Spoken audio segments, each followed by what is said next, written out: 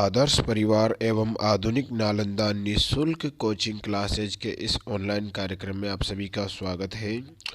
भूगोल एक परिचय। हम इस नई सीरीज को शुरू करने जा रहे हैं जिसमें हम जानेंगे भूगोल से संबंधित कुछ महत्वपूर्ण शब्दावलियों, कुछ भूगोल के महत्वपूर्ण सिद्धांतों के बारे में और साथ में भूगोल से संबंधित कुछ महत्वपूर्ण टॉपिक जो कि मुख्य परीक्षा को दृष्टिगत रखते हुए ये शुरू की गई है। तो चलिए आज की सीरीज की शुरुआत करते हैं भूगोल एक परिचय से। सबसे पहले हम बात करते हैं कि जो भूगोल है वह शब्द जो है वह कहाँ से आया है। तो भूगोल शब्द जो है इसकी अगर हम लोग बात करें तो जियोग्राफी दो शब्दों से मिलकर बना है, जियो प्लस ग्राफिया। तो जियोग्राफिया यानी जियो का अर्थ होता है पृथ्वी और ग्राफिया का अर्थ होता है वर्णन करना, यानी पृथ्वी का वर्णन करना। ये जियोग्राफी शब्द यहाँ से उद्गारित हुआ है।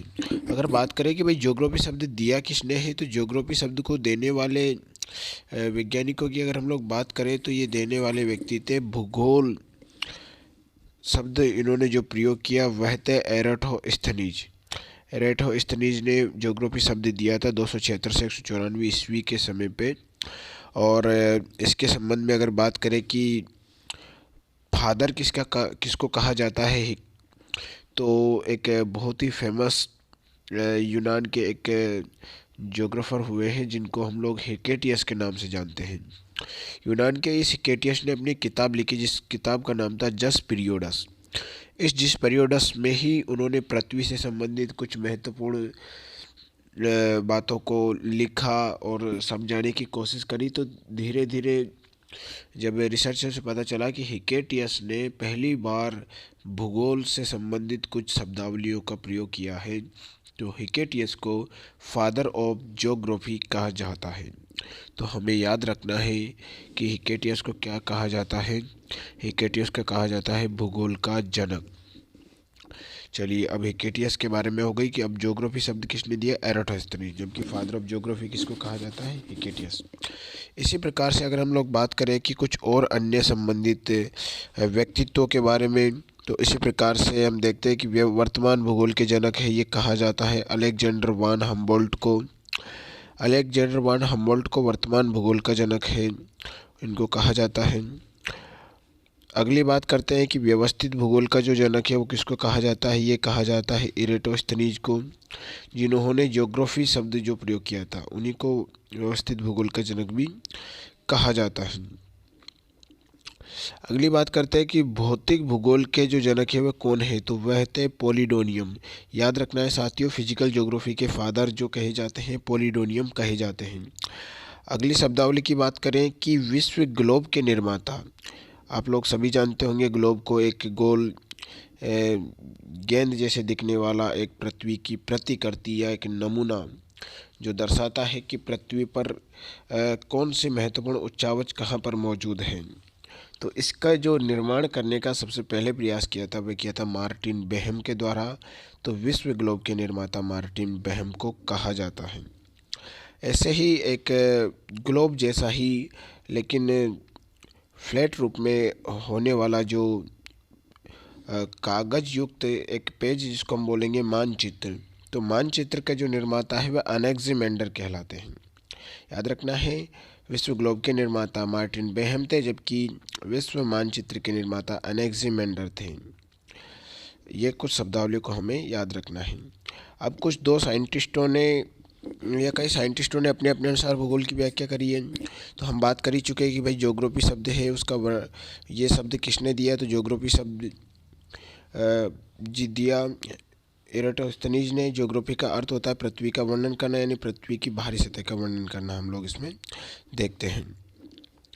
अब कार्ल रिटर जो साइंटिस्ट हुए हैं उन्होंने इसके बारे में क्या कहा है, तो भाई कार्ल रिटर इसके बारे में कहते हैं कि भूगोल वह विज्ञान है जिसमें पृथ्वी को स्वतंत्र ग्रह के रूप में मान्यता देते हुए, पृथ्वी को स्वतंत्र ग्रह एक फ्री प्लेनेट के रूप में उन्होंने मान्यता देते हुए उसके समस्त लक्षणों, घटनाओं और उसके अंतर संबंध का अध्ययन जिसमें किया जाता है वह भूगोल क्या कहलाता है, भूगोल कहलाता है।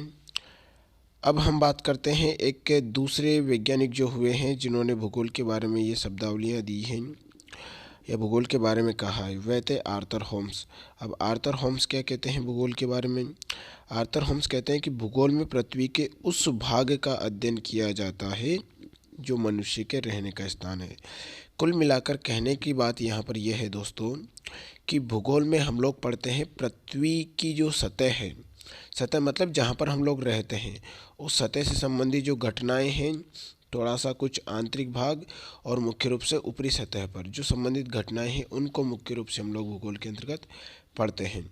तो भूगोल की परिभाषाएं आए तो आप कार्ल रिटर के अनुसार दे सकते हो, आर्थर होम्स के अनुसार भी दे सकते हो, या फिर आप चाहो तो क्लाउडियस टोल्मी की परिभाषा भी ले सकते हो। उन्होंने भी कहा था कि भूगोल एक ऐसा विज्ञान है जो पृथ्वी की झलक स्वर्ग में देखता है।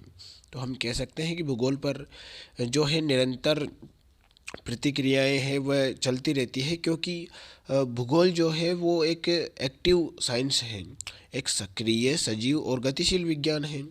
इसीलिए भूगोल के बारे में हम लोग कहते हैं कि ये निरंतर बदलता रहता है। अब इनके से संबंधित हमने जाने, अब थोड़ा सा हम मुख्य तौर पर अगर बात करें कि भूगोल से संबंधित कुछ शाखाएं हैं, कुछ ब्रांचेस हैं, तो इसकी बात करें तो मुख्य रूप से हम लोग भूगोल को दो ब्रांचों में विभाजित करते हैं। एक है फिजिकल ज्योग्राफी या जिसको हम लोग बोलेंगे भौतिक भूगोल, दूसरा है मानव ज्योग्राफी या ह्यूमन ज्योग्राफी या मानव भूगोल।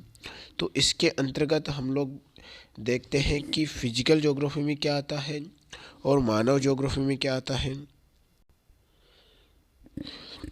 तो भौतिक भूगोल में हम लोग क्या देखते हैं कि भौतिक भूगोल में एक ऐसे क्षेत्र को हम लोग शामिल करते हैं, भौतिक भूगोल में एक ऐसे क्षेत्र को हम लोग शामिल करते हैं जहाँ पर मानव का जो पर्यावरण है, उसका जो इन्वायरमेंट है, उस पर सामान्य इफ़ेक्ट क्या पड़ता है, मानव का जो वातावरण है उस पर सामान्य इफ़ेक्ट क्या पड़ता है, उसको हम लोग भौतिक भूगोल में पढ़ते हैं।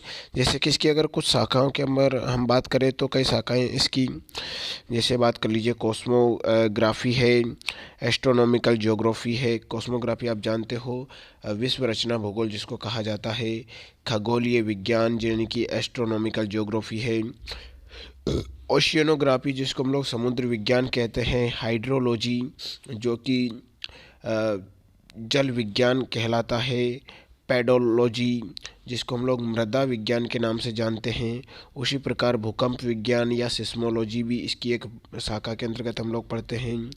इसी प्रकार इकोलॉजी या पारिस्थितिकी भी इसका एक भाग है, मेटेरोलॉजी या जिसको हम लोग बोलते हैं मौसम विज्ञान, और लिथोलॉजी जिसको हम लोग अस्म विज्ञान या चट्टान विज्ञान के नाम से जानते हैं। तो फिजिकल जो संरचनाएं हैं उनके बारे में हम लोग क्या पढ़ते हैं, फिजिकल ज्योग्राफी के अंतर्गत पढ़ते हैं। उसी प्रकार आप बात करें कि भाई ह्यूमन ज्योग्राफी के अंतर्गत हम लोग क्या देखते हैं, तो ह्यूमन ज्योग्राफी में हम लोग कुछ टॉपिकों को मुख्य रूप से देखते हैं, जैसे कि ह्यूमन ज्योग्राफी हो गया। अब ह्यूमन ज्योग्राफी में क्या हो गया, तो जो मानव भूगोल है उसमें हम लोग मानव का जो भौतिक वातावरण है उसको तो पढ़ते ही है, साथ में मानव के जो भौतिक वातावरण है उसके उसके क्रियाकलाप क्या है भौतिक वातावरण के साथ, यानी कि उसके इन्वायरमेंट से इंटर रिलेक्शन या फिर बोलेंगे इंट्रैक्शन क्या क्या करता है वह उससे। तो एक है एथेनोग्राफी, एथेनोग्राफी को हम लोग किस नाम से जानते हैं, मानव जाति भूगोल। तो मानव जाति से संबंधित इसमें पढ़ा जाता है। अगला है एंथ्रोपोजियोग्राफी, तो एंथ्रोपोजियोग्राफी में हम लोग क्या पढ़ते हैं, मानव भूगोल जिसको कहा जाता है कि मानव की उत्पत्ति हुई और वर्तमान का जो मानव कैसा है, किस प्रकार से मानव का विकास हुआ, वो सारी घटनाएं हम लोग एंथ्रोपोजियोग्राफी में पढ़ते हैं जो कि भूगोल की एक शाखा है। उसी प्रकार से बात करते हैं कुछ अन्य भूगोल की, जैसे मार्केटिंग जियोग्राफी है, बाजार भूगोल, एग्रीकल्चर ज्योग्राफी है, कृषि भूगोल, औद्योगिक भूगोल जिसको हम लोग इंडस्ट्रियल ज्योग्राफी के नाम से जानते हैं, और आर्थिक भूगोल या इकोनॉमिक ज्योग्राफी, पॉलिटिकल ज्योग्राफी जिसको हम लोग जानते हैं कि राजनीतिक भूगोल। यानी सभी चीज़ों को हम लोग कई भागों में विभाजित करते हुए पढ़ते हैं। तो मुख्य रूप से दो शाखाओं में फिजिकल ज्योग्राफी और ह्यूमन ज्योग्राफी की ये शाखाएं हमने जानी। आई होप आपको ये अच्छा लगा होगा ज्योग्राफी के संबंधित जो टर्मिनोलॉजी है। अब बात करते हैं आज के कथन की। तो आज का कथन कहता है कि अंतिम क्षण तक कोशिश करते रहें। जब कोशिश करते करते जब सारे रास्ते बंद लगने लगे तो हिम्मत मत हारना और यह बोलना कि मेरी सफलता का रास्ता आम कभी नहीं हो सकता, क्योंकि हम कोई साधारण इंसान नहीं हैं। यानी कि आप अपने आप को मानिए कि आप इस दुनिया में यूनिक हो। आप किसी असाधारण कार्य को करने के लिए आए हैं और निरंतर अंतिम क्षण तक आप कोशिश करते रहिए। आपने डॉक्टर एपीजे अब्दुल कलाम का वो कथन तो अक्सर सुना होगा कि गुच्चे की अंतिम चाबी भी कई बार ताला खोल देती है। तो कोशिश करते रहना चाहिए और आप बहुत बड़ा काम करने जा रहे हो अगर आपके मार्ग में बहुत बड़ी बाधाएं आ रही हैं। चलिए, तो ऊर्जा बनाए रखिए और बढ़ाते रहिए पूर्णता की ओर निरंतर उत्साह से कदम। फिर मिलेंगे अगले टॉपिक के साथ। थैंक यू आप सभी को।